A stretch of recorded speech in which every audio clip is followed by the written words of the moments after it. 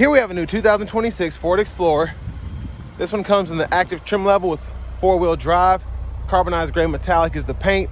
And then we do have the light space gray ActiveX interior. Powertrain consists of a 2.3 liter turbocharged 4-cylinder engine mated to a 10-speed automatic transmission. As we come around to the front end here, we do get our LED headlamps along with the LED daytime running lights and LED fog lights. The lights don't dance like that. That's just how my camera's picking them up. This vehicle does include something called the Active Comfort Package. So it's an almost $3,200 package here. It does include LED fog lights, remote start, a power front passenger seat, a few other things as well. These are optional as well, and I do really like these. These are nickel painted 20-inch aluminum wheels. Look fantastic, especially on this carbonized gray. We get passive keyless entry, and then power door lock controls are here. Power mirror controls, rear window lock. We do get blind spot monitors in the side mirrors, and then one touch up and down windows for the front, regular power windows for the back. Hit this twice to open the hood. Lift gate, headlamp controls with the fog lights, brightness for the gauge cluster, manual tilt telescoping steering wheel. Here's our power driver seat, 2-way power lumbar support. Now, I want to give a huge thanks to Ford Lincoln of Franklin for allowing me to review this Explorer today. I'll leave a link below in the description. If you're looking to find the best price on one of these closer to home, click that second link down below. It takes just a minute to fill out your information, and I'll make sure the local dealers are fighting to get you the best price on this or whatever new vehicle you might be interested in. Now, this is 55% US Canadian in terms of the parts content, 20% Mexican, and then it's assembled in Chicago with the Aviator. But sitting behind a seat adjusted for someone of my size, being 6'3", space is fantastic. Seat back pockets are on both sides. There's a look at the front from back here. Optional panoramic roof there. And then the third row is folded down, but these are manuals, so I can just lift this up. Now the mats are in the way, so let me scoot them out of the way if I can. It'd be a lot easier if they just put these in, but whatever. So that's what that seat looks like, and I'll show you the difference between when the seat's folded down and when it's up from the back. Over there, USB-C ports, bottle holder, and then this side you get a bottle holder.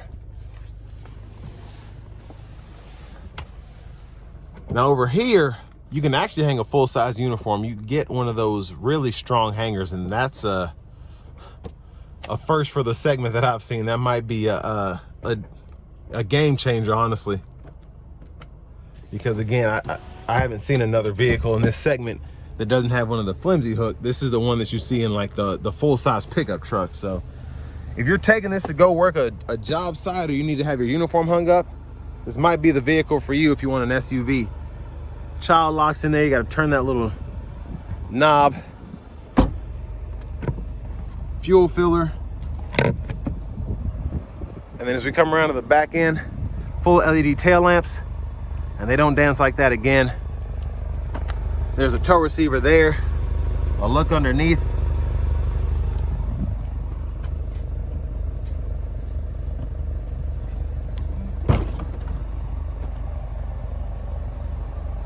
And again, that's kind of a difference between the third row being down and the third row being up. You can see the difference in the storage space. Now over here, you do get a 12 volt, but for the most part, not too much going on back here. Now I got to see if I can get these out of the way. You do have a little bit of storage underneath here as well if you want to put your tire inflator kit or something like that there.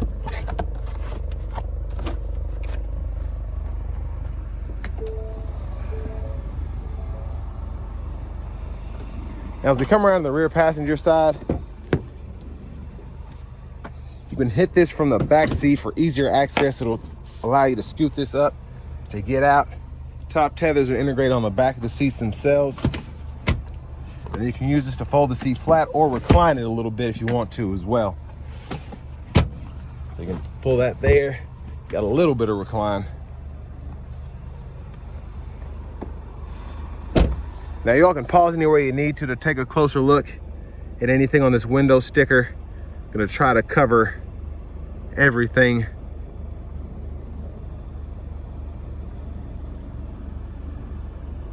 And again, that active comfort package, $31.45.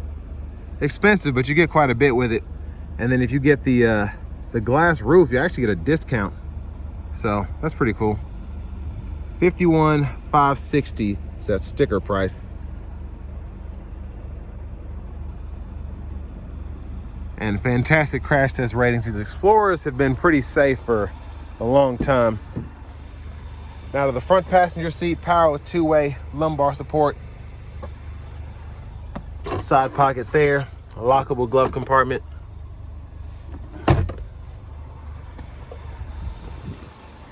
And then as we come back around to the front, just a quick look in the engine bay. There's that 2.3 liter turbo 4.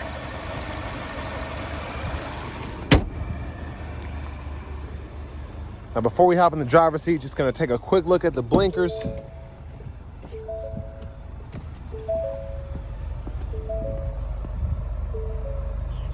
Again, it's kind of hard to see the LEDs where it's a glare out here. Very bright. But those are all LEDs for the turn signals. Well, let's hop in the driver's seat. So nice ActiveX wrap steering wheel. There's the horn. Over here to the radio, we have Google Maps along with the Google Assistant. So Play Store as well if you want to download games, things like that. AM, FM, XM along with Bluetooth, YouTube. Settings are here. Wireless CarPlay, Android Auto compatibility. And then we can change our cruise control from adaptive to normal. The lane centering's on. Vehicle settings are here. System settings, you can change your language right in here. And then you can also change your units of measurement individually for the temperature, the speedometer, as well as the tire pressure monitors.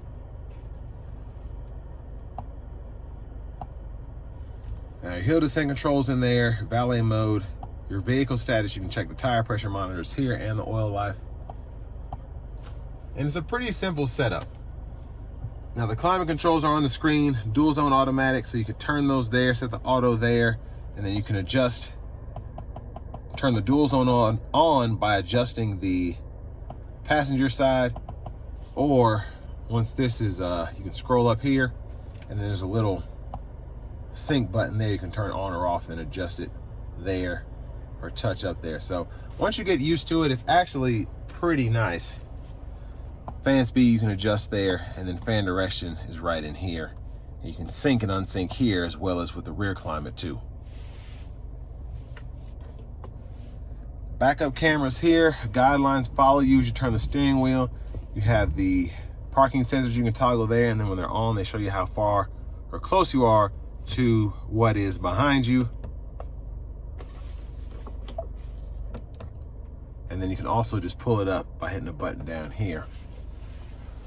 Now volume knob is here.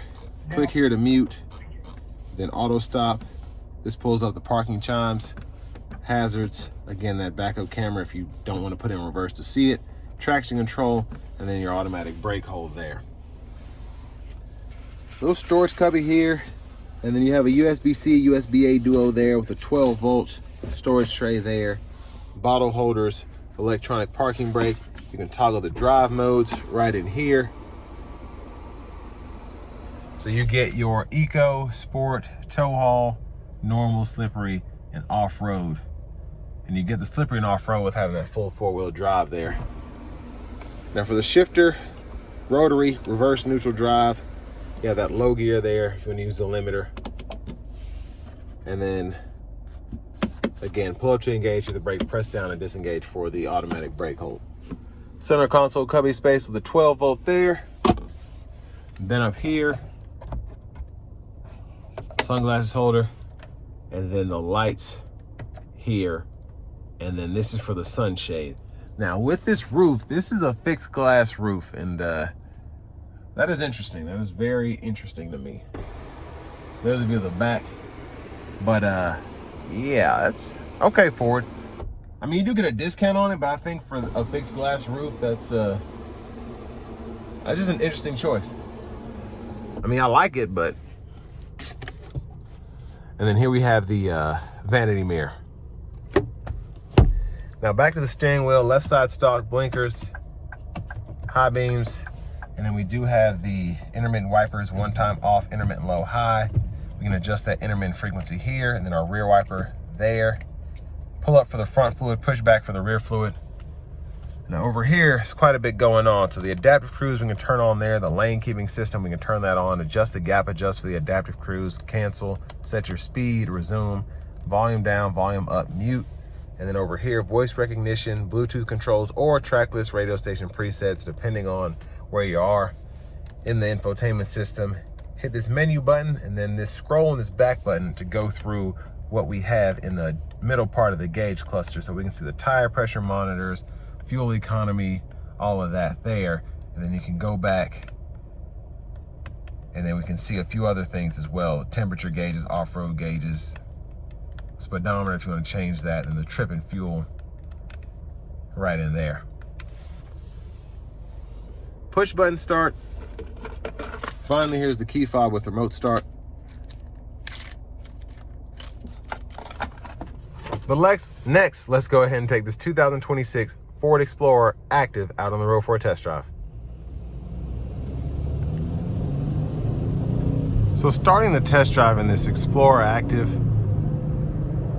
the 2.3 Turbo 4 is a pretty peppy engine. Now specifically in the Mustang, it's crazy how quick it is. It is absolutely quick in that setup. Now here, it's a heavier SUV, still relatively quick, but it's very impressive to be pushed by a 3-row SUV being pushed by a turbo 4-cylinder pretty nicely is really good, I think.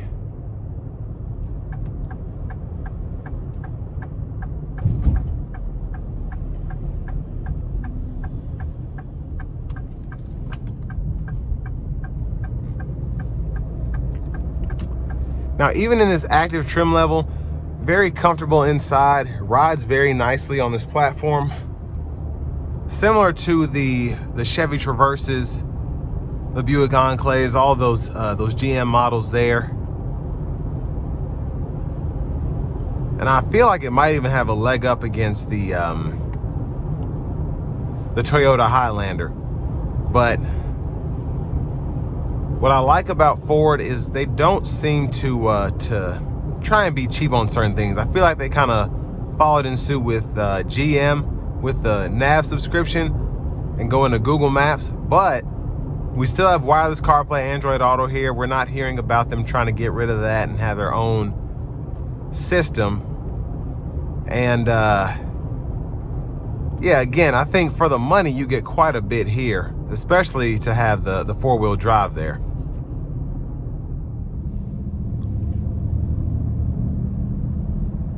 And again, for this to be the active trim, I love the stitching on the steering wheel. You have that ActiveX, how it's wrapped there. The orange stitching, it just makes it feel like, almost like the inside of a wrapper. So I really like that about this vehicle. And on top of that, it's the same platform as a Lincoln Aviator. So if the Aviator rides good, this is gonna ride good. Even if it's not as luxurious, it doesn't have as many bells and whistles. And that's what you get here, something that just rides nicely down the road. Very smooth, very controlled. Not necessarily overly plush either.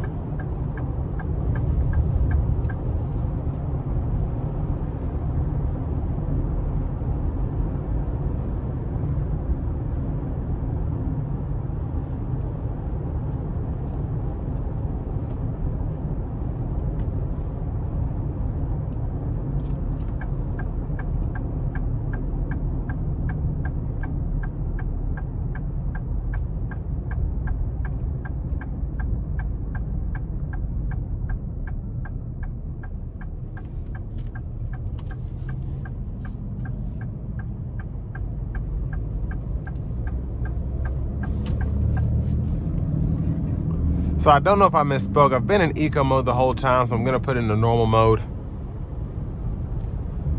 And one thing I can say is the eco mode on the Explorer with the 2.3 feels better than the eco mode on the Aviator with the twin turbo V6. That eco mode didn't feel right when I was driving it. It did its job, kind of limiting throttle response, trying to save fuel. But in this 2.3 that's meant to be more of the efficient counterpart anyway, the eco mode feels very nice, almost like a comfort mode to me in this Explorer.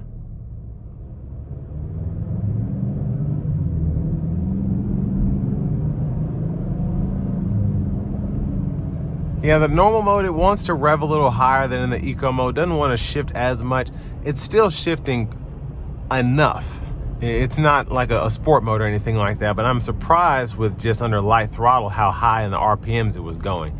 Now with this being a smaller engine and being gasoline, that's not really a bad thing, but it's interesting.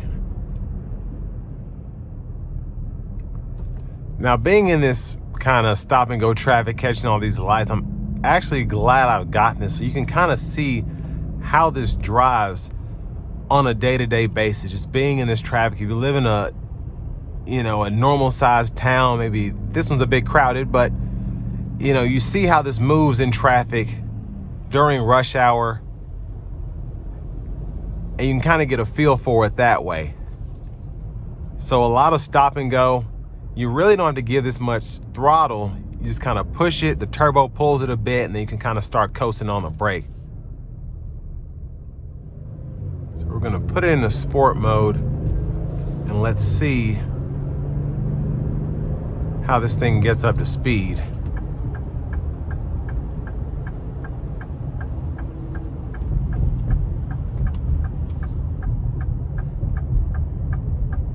Luckily, no one's behind me.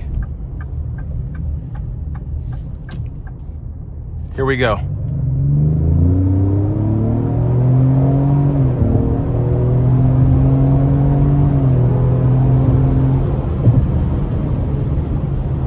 I love that sound. Yeah, that's actually really nice. And I had it in sport mode, but I didn't give it much throttle at all. But that was impressive.